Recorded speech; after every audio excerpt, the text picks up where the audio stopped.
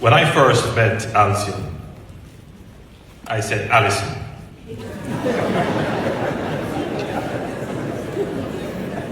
I know some of you made that mistake.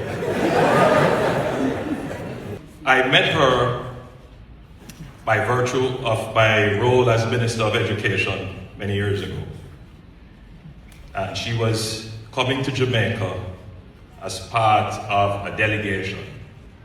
I believe it would have been some of her friends in the financial community who would come to Jamaica to play golf.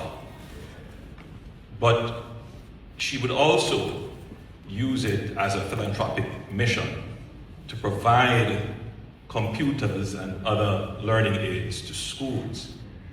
And she wanted someone from the Jamaican government to receive these items officially. And she was doing it maybe for 2 or 3 years before. And invitations were offered before, I didn't come. And then I don't know why I decided to take up the invitation on this occasion, and I went and I met Alcyon.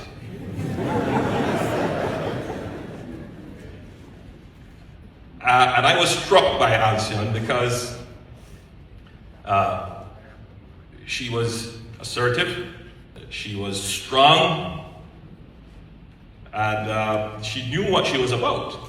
Today we gather in gratitude and deep respect to honor the extraordinary life and service of Consul General Alcyon Wilson, Commander of the Order of Distinction of Jamaica.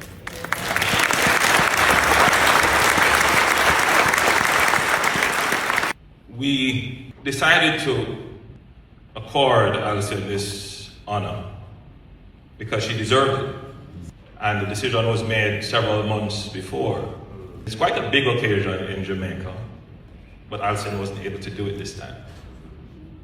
I'm going to ask Senator the Honorable Kalina Johnson-Smith, our Minister of Foreign Affairs, to present the award.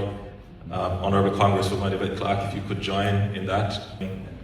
We will hand it over to Omar.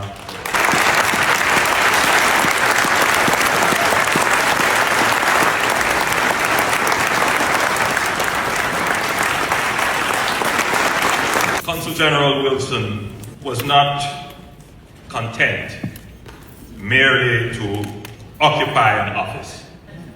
She reimagined what a consulate could be. And through her vision, she elevated Jamaica's presence across New York and throughout the 33 states under her jurisdiction. Her work was defined by a rare combination of professional excellence and profound humanity. A blend that made her not only an outstanding public servant, but a beloved figure in the diaspora community. Throughout, Alcyon could only be described as a good steward, a dependable servant of the people.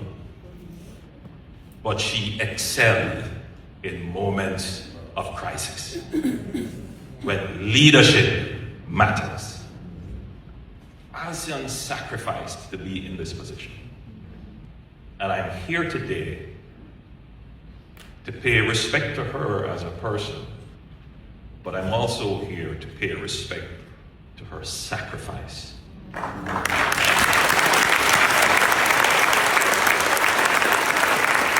She wanted to serve. It was a yearning that she had. During the pandemic, I was a bit worried for her because she launched this thing called Consul General on the Beat, when one would expect that she would, take the precautions and stay in.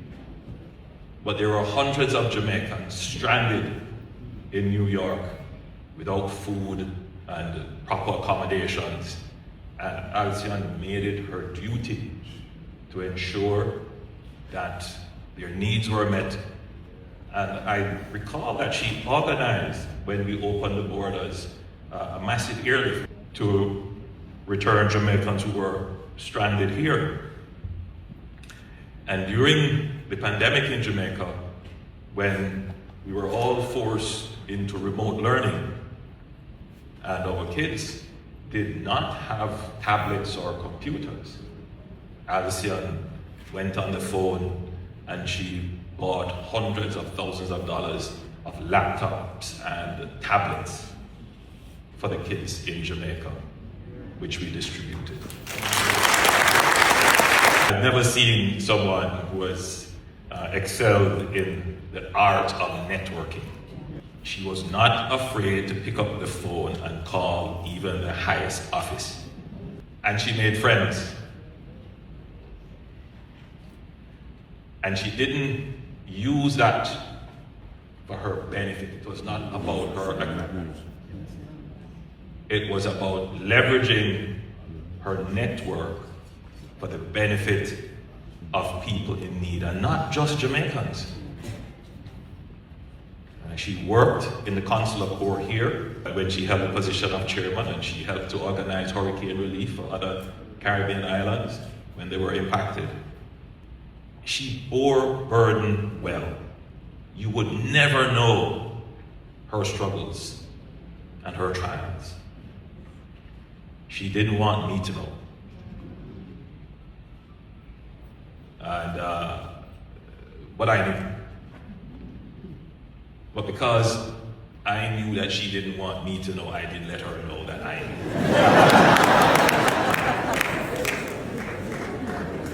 knew. So we played this diplomatic game.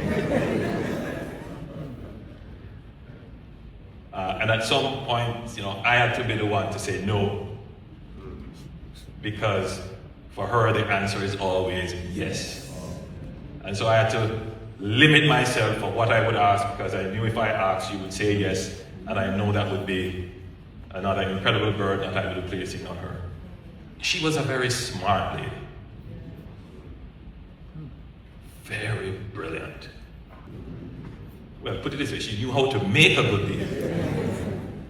And so we benefited from that skill in having a new consulate facility. Better service, better facility, lower cost. I think that's just a lesson to all public servants.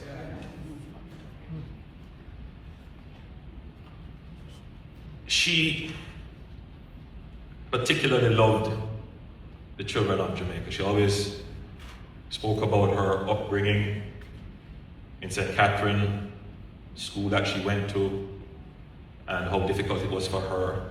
And so she's always seeking to help the children of Jamaica. She had many scholarships that she sponsored both herself and through her various charities and foundations through which she worked. She returned the Jamaica Independence Gala to a position of prominence. She galvanized the community.